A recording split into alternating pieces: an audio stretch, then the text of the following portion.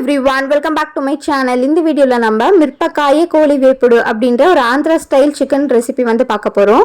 அதுக்கு தேவையான onion, tomato, அதுக்கு அப்புறம் கறிவேப்பிலை, லெமன் ஜூஸ், சீரகம், சோம்பு, உப்பு, காஷ்மீரி சில்லி பவுடர், தனியா பவுடர், கரம் மசாலா, அதுக்கு அப்புறம் 15 காஞ்ச மிளகாய் வந்து சுடுதண்ணில ஊற வச்சிருக்கோம் 10 மினிட்ஸ்க்கு. ஒரு 1/2 kg சிக்கன் வச்சு எப்படி பண்றதுன்னு சொல்லி பார்க்கலாம். இதுக்கு வந்து ஜிஞ்சர் garlic பேஸ்ட் and மஞ்சள் தூள் வந்து ஆட் பண்ண போறோம். ஃபர்ஸ்ட் ஒரு கடாய் வந்து வச்சிருக்கலாம். இதுல வந்து கீ ஆட் பண்ணிக்கலாம். கண்டிப்பா வந்து இந்த ரெசிபி கீல தான் வந்து செய்யணும். அப்பதான் அந்த காரத்துக்கு வந்து பேலன்சிங்கா இருக்கும்.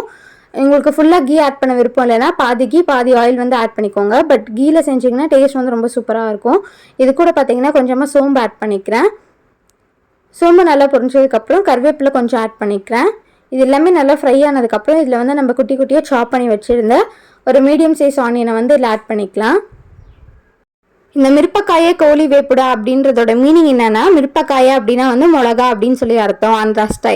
ஆந்திரா சைடில் மிர்பக்காய கோழி வேப்புடு. நம்ம வந்து காஞ்ச மிளகாவை வந்து பேஸாக வச்சு இந்த ரெசிபி செய்ய போகிறோம். அதனால தான் இதோட பேர் மிர்பக்காய கோழி வேப்புடு. இப்போ நல்லா ஃப்ரை ஆனதுக்கப்புறமா இதில் வந்து நம்ம சாப் பண்ணி வச்சுருந்த ஒரு மீடியம் சைஸ் டொமேட்டோ வந்து இதில் ஆட் பண்ணிக்கலாம். இது நல்லா வதங்கினதுக்கு அப்புறம் இதுக்கு தேவையான அளவுக்கு சால்ட் வந்து ஆட் பண்ணிக்க போறோம். சால்ட் வந்து ஃபர்ஸ்ட் கொஞ்சமா ஆட் பண்ணிக்கோங்க. பத்தலனா கடைசில கூட நம்ம கொஞ்சம் ஆட் பண்ணிக்கலாம்.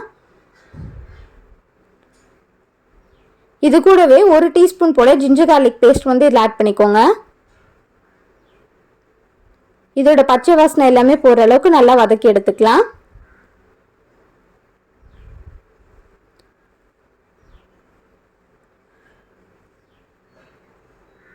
இது கூட கொஞ்சமாக மஞ்சள் தூள் ஆட் பண்ணியிருக்கேன்.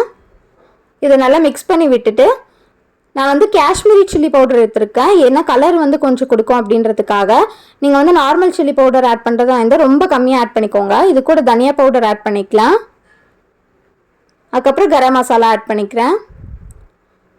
சீரகத்தூள், சோம்புத்தூள் இதையும் வந்து ஆட் பண்ணிக்கோங்க. இது எல்லாத்தையுமே நல்லா மிக்ஸ் பண்ணி விட்டுட்டு நம்ம எடுத்து வச்சிருந்த அந்த 1/2 kg சிக்கனை வந்து இதில் ஆட் பண்ணிக்கலாம். சிக்கன்லேருந்து ஃபஸ்ட்டு வந்து வாட்டர் விடும். அதுக்கப்புறம் உங்களுக்கு வாட்டர் வேணும்னா ஆட் பண்ணிக்கோங்க. சிக்கன் எல்லாத்தையும் இதில் ஆட் பண்ணிவிட்டு கொஞ்சம் வாட்டர் இதில் ஊற்றி நான் வந்து குக் பண்ணிக்க போகிறேன். சிக்கன் பொறுத்தவரை ஒரு 20 to 25 மினிட்ஸ்க்குள்ளவே குக் ஆகிடும். நீங்கள் அதுக்கு மேலே குக் பண்ணிங்கன்னா ரொம்ப ரப்பர் மாதிரி ஆகிடும். மேக்ஸிமம் டைமே 20 to 25 மினிட்ஸ் தான். அந்த ஸ்டேஜில் நீங்கள் கரெக்டாக எடுத்திங்கன்னா சிக்கன் ரொம்ப சூப்பராக சாஃப்டாக பஞ்சு மாதிரி வந்து உங்களுக்கு கிடைக்கும். இது எல்லாத்தையுமே நல்லா ஒரு டைம் மிக்ஸ் பண்ணி விட்டுட்டு இதில் வந்து வாட்டர் ஆட் பண்ணிக்கலாம். கொஞ்சமாகவே ஆட் பண்ணிக்கோங்க. நிறைய வாட்டர் ஆட் பண்ணிட்டீங்கன்னா அந்த தண்ணியெல்லாம் சுண்டி வரதுக்கு ரொம்ப டைம் எடுக்கும். இப்போ இதை நம்ம லிட் போட்டு க்ளோஸ் பண்ணி வச்சுக்கலாம்.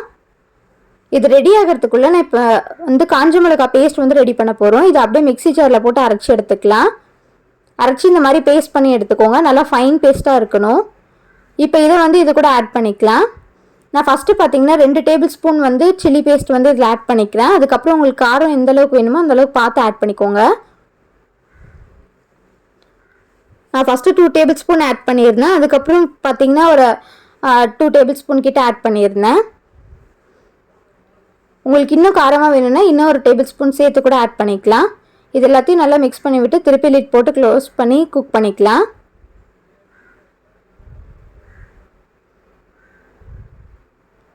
ஒரு 15 மினிட்ஸ் லிட்டு க்ளோஸ்லேயே இருக்கட்டும். அதுக்கப்புறமா நம்ம ஓப்பன் பண்ணி குக் பண்ணிக்கலாம். இந்த ஸ்டேஜில் நான் இன்னும் கொஞ்சம் சில்லி பேஸ்ட் வந்து ஆட் பண்ண போகிறேன்.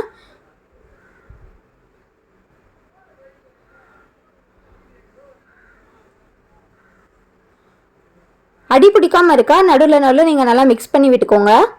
நம்ம எடுத்து வச்சு இந்த லெமன் ஜூஸையும் இப்போ இது கூட ஆட் பண்ணிக்கலாம். நான் வந்து ஒரு குட்டி சைஸ் லெமனில் 1/2 லெமன் தான் வந்து ஜூஸ் பிழிஞ்சு வச்சுருக்கேன். அதுதான் ஆட் பண்ண போகிறேன்.